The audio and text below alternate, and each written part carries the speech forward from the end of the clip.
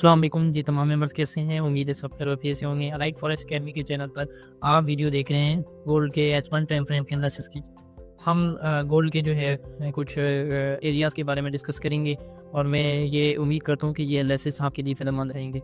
अच्छा जी, गोल्ड आप सबने देखा कि ऑल टाइम हाई बोल्ड ने लगाया। लास्ट जो मैंने ग्रुप में वीडियो भी दी थी तो उसमें भी मैंने बताया था कि गोल्ड के लिए जो है एक ऑल टाइम हाई की तरफ गोल्ड जो है उस टाइम जा रहा था इन एरियाज़ की से जो है जब गोल्ड निकला तो ऑल टाइम हाई की तरफ गोल्ड गया और गोल्ड ने जो है अपना ऑल टाइम हाई ऑलमोस्ट जो है लगाया है 5600 का एरिया, ठीक है। और उसके बाद है गोल्ड वहाँ से जो है एक हैवी क्रैश गोल्ड में है जो कि तारीख में बहुत बड़ा क्रैश रहा है आज कल का, ठीक है।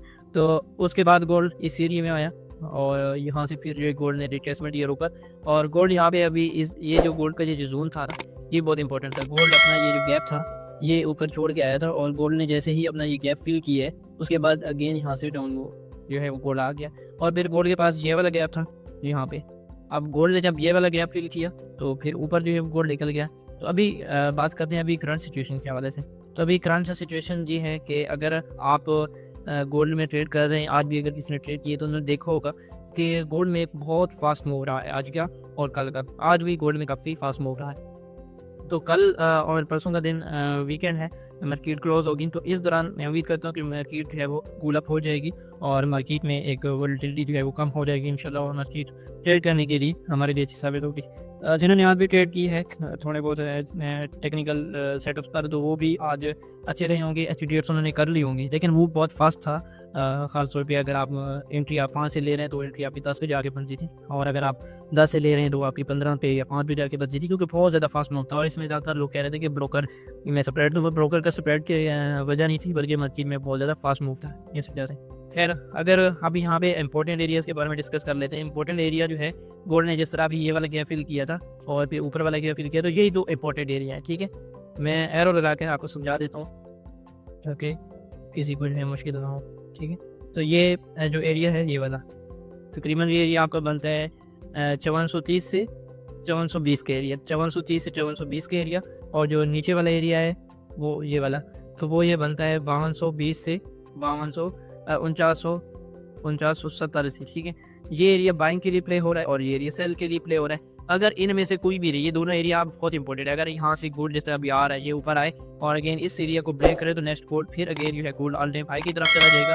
लेकिन ज़्यादा जो चांस हैं वो ये हैं कि गोल्ड, क्योंकि जिस तरह मैं पहले आप सबको बता रहा था कि गोल्ड ने अपना गैप फिल किया, तो अगर हम इसी चीज़ को देखें तो नीचे गोल्ड के पास एक गैप पड़ा ये वाला, यहाँ पे आप सब देखें ना ये वाला जो गैप नहीं पड़ा ये वाला, तो मार्केट हो सकता है कि अगेन ये वाला गैप जो है ये मार्केट जो छोड़ के गई थी इसी तरह मार्केट अगेन आए इस एरिया को ब्रेक। अब ये एरिया आप सबने याद रखना है, ये जो 50-20 से 50-80 या 49-80 का एरिया ना ये एरिया बहुत इंपॉर्टेंट है। 50-20 से 49-80 का एरिया, ठीक है।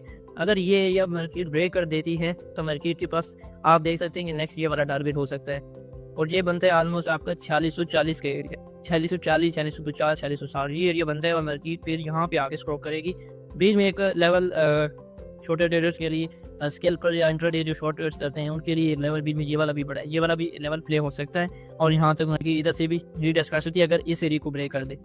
लेकिन अगर मार्केट ने ये एरिया ब्रेक किया तो फिर मार्केट जो है ज़्यादा डाउन आ सकती है। बहरहाल आप सबने एहतियात के साथ ट्रेड करनी है और अगर ये एरिया ब्रेक हो जाए तो फिर ये वाला एरिया जो मैंने ऊपर की तरफ आप बाई की तरफ बताया ये एरिया ब्रेक होता है तो फिर आप इस एरिया को देखेंगे स्मॉल यूजर्स के लिए और फिर ये ब्रेक हो जाए फिर ऑल टाइम हाई की तरफ जो है वो गोल्ड जो है निकल जाएगा।